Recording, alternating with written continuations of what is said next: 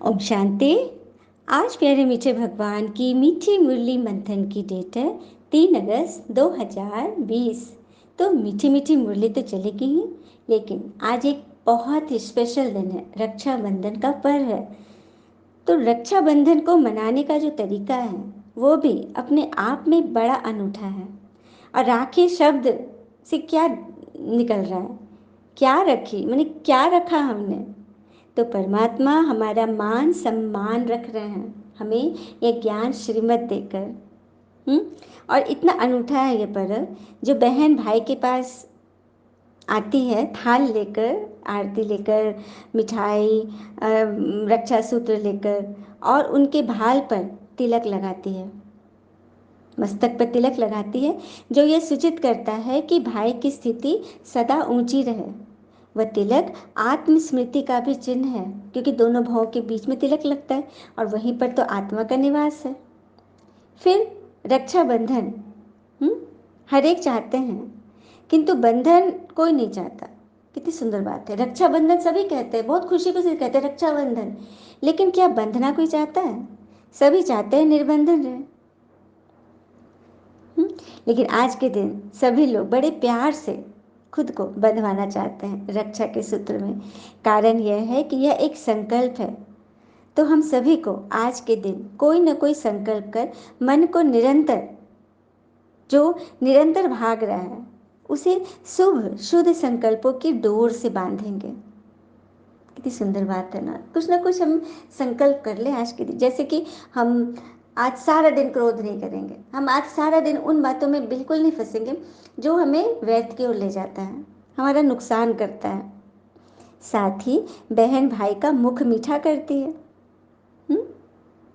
तो जब भी घर में शुभ समाचार आता है या कहीं से सुनते हैं, तो सभी कहते हैं अरे भाई मुख तो मीठा कराओ।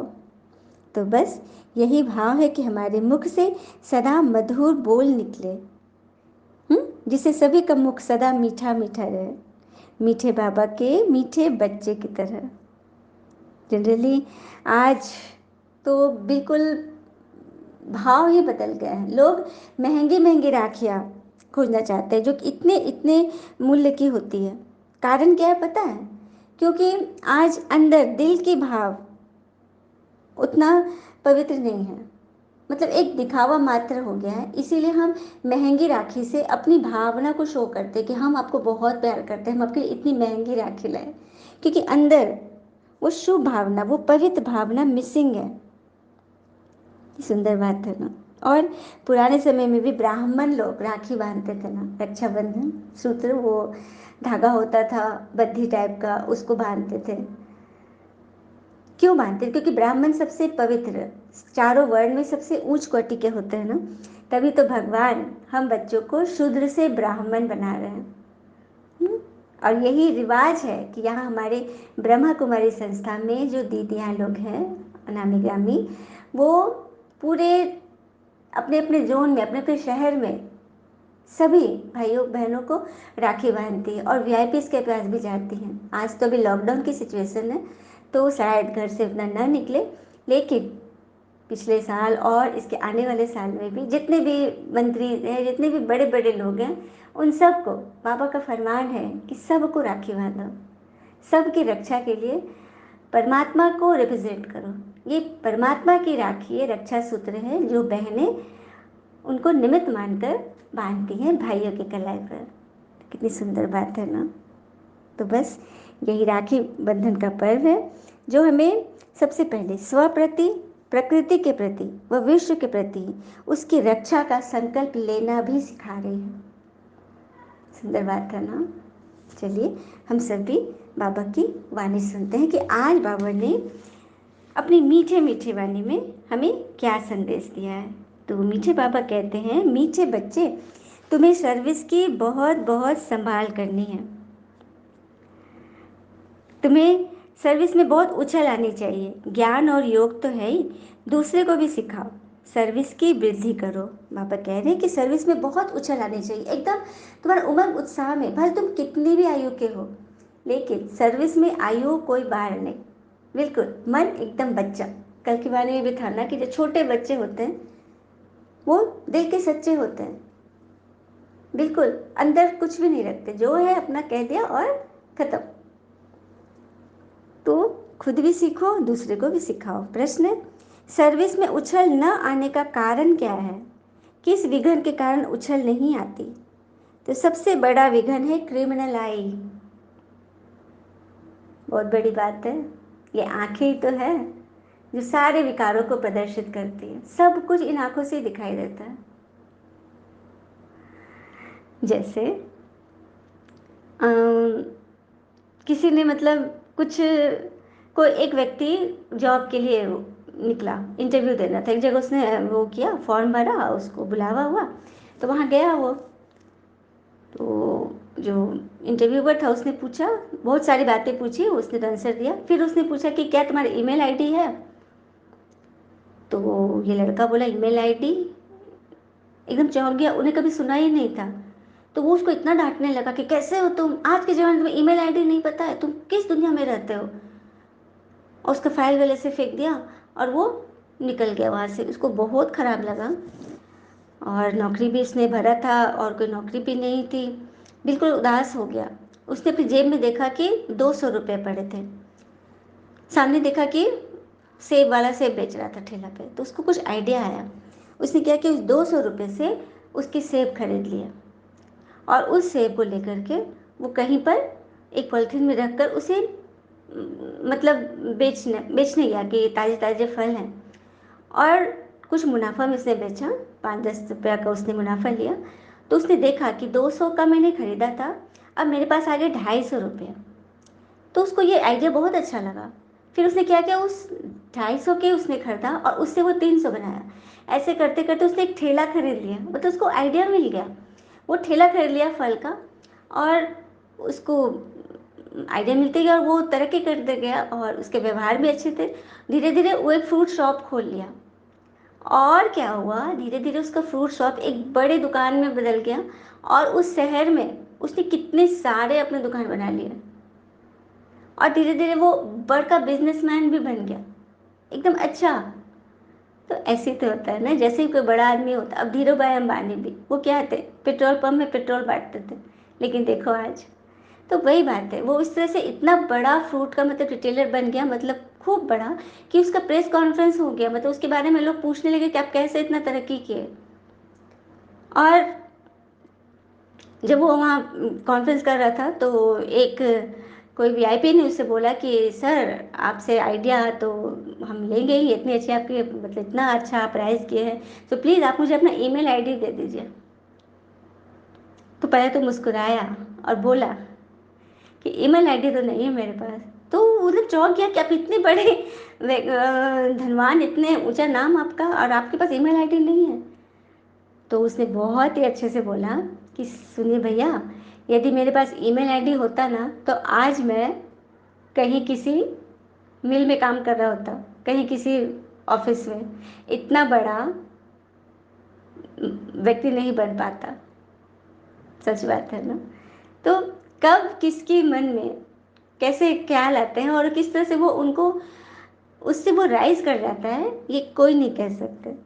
हाँ, तो हम सर्विस में उछल नहीं आने का कारण ये, जैसे कि उसने डांट सुन लिया था और वो एकदम उदास हो जाता, निराश हो जाता, तो कभी इतना आगे नहीं बढ़ पाता। लेकिन उसने अपने मन को बिल्कुल संभाल के रखा। हाँ, और एक नई दिशा की ओर अपना ध्यान लगा दिया, तो देखा कितना बड़ा आदमी बन गया। तो सबसे बड़ा विघन हमारा क्रिमिनल आई, मतलब गुस्से से जब हम भर जाते हैं ना, किसी के प्रति गुस्सा आ जाता है, तो हम अपनी अच्छी खासी सोच को भी एकदम डिमोलाइज कर लेते हैं, बिल्कुल एकदम नेगेटिविटी में चले जाते हैं। तो कभी भी हमें मतलब ये जो बीमारी आएगी ना गुस्से की, किसी के प्रति नफरत, ईर्ष्या, तो वो हमें कभी भी आगे नहीं बढ़ने देगी। ये बहुत कड़ी बीमारी है। अगर क्रिमिनल आई ठंडी नहीं हुई तो गृहस्थ व्यवहार में दोनों पहिए ठीक नहीं चलते, तो गृहस्थी का बोझ हो जाता, फिर हल्के होकर सर्विस में उछल नहीं सकते। सही बात है, गृहस्थ व्यवहार में भी दोनों पहिए बिल्कुल एक्यूरेट होने चाहिए।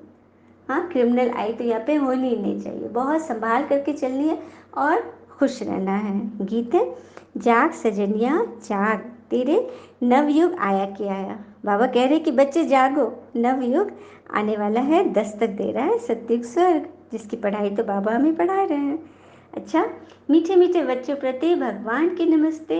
हम बच्चों की भी प्यारे शिव पिता को नमस्ते। और बाबा दिल से सभी आत्माओं की तरफ से आपको वेरी वेरी गुड मॉर्निंग। धारणा के लिए मुख्य सार है, पहली पॉइंट, याद की गुप्त मेहनत करनी है। याद की मस्ती में रहने से सर्विस स्वतः ही बढ़ती रहेगी। मनसा वाचा कर्मणा, याद में रहने का पुरुषार्थ करना है। दूसरी पॉइंट, मुख से ज्ञान की ही बातें सुनानी है, किसको दुख नहीं देना है। सदा इस भान में रहना है कि हमें कौन पढ़ा रहा है, इस नशे में रहें और यह समझे कि हम बाबा के बच्चे हैं। अंदाज दुनिया से जुदा रखते हैं। लोग जाते हैं मंदिर मस्जिद, हम तो अपने दिल में खुदा रखते हैं। तो ये बात क्या किसी निश्चय से कम है? और हम चाहे तो हर परिस्थिति में स्वयं को शांत रख सकते हैं।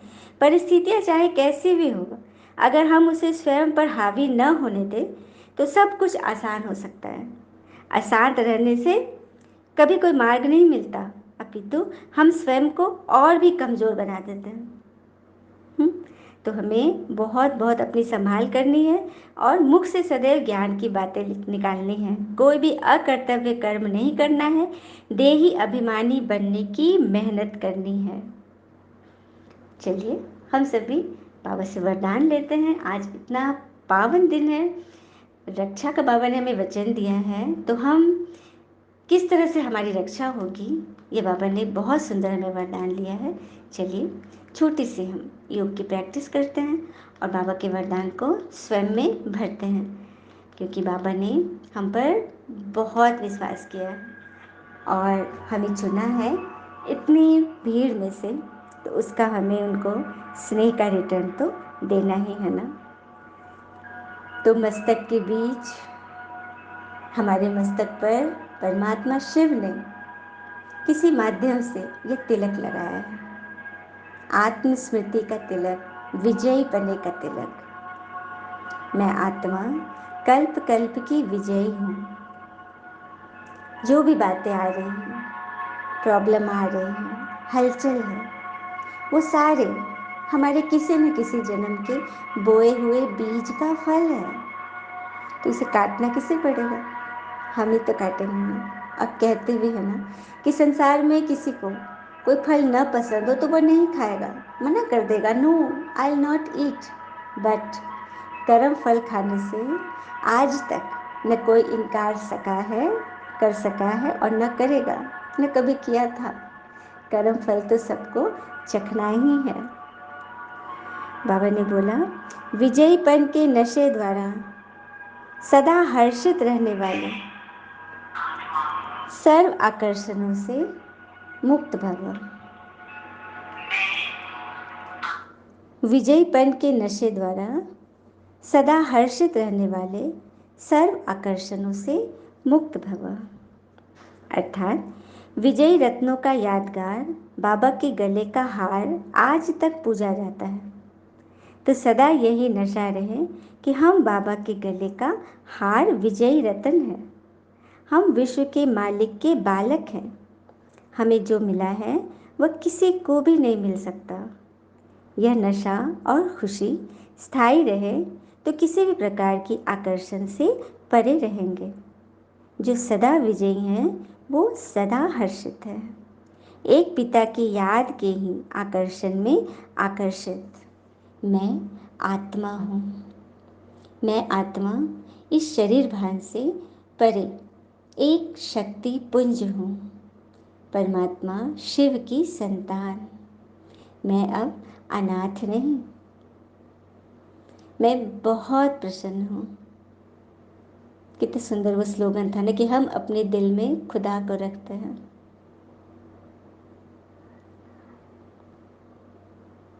बहुत सुंदर भाव है और भगवान तो भावना के ही भूखे हैं ना। भक्ति में हम कितना चढ़ावा चढ़ाते हैं, कितने माले सिमरन किए, और बाबा कहते कि हाँ मैं तुम बच्चों की माला सिमरन कर रहा हूँ, क्योंकि तुम मेरे भुजाएं हो। तुम्हारे द्वारा ही मैं स्वर्ग स्थापन करवाऊंगा। तो बाबा की नज़र हम बच्चों पर पड़ी है। अब हमारे ऊपर है ना कि हम बाबा के इस आश को कितनी जल्दी पूर्ण करते हैं। तो बस विजयीपन का सदा नशा हमारे ऊपर हावी रहे। कितनी भी परिस्थिति आ रही है लेकिन हम हिले नहीं, अंगद समान अचल अडोल रहे। स्लोगन है, एक के अंत में खो जाना अर्थात एकांतवासी बनना। कभी भी यह नहीं सोचना है कि हम परिवार में हैं तो कैसे एकांत में जाए, नहीं रहना एकांत में। 10 के बीच में भी हम एकांत में रह सकते हैं। फालतू बातें न कान के अंदर डलने दे, न आंखों से कुछ देखे। बस मन बुद्धि परम धाम में शिव बाबा के पास रहे। तो ये प्रैक्टिस तो हम कर ही सकते हैं ना।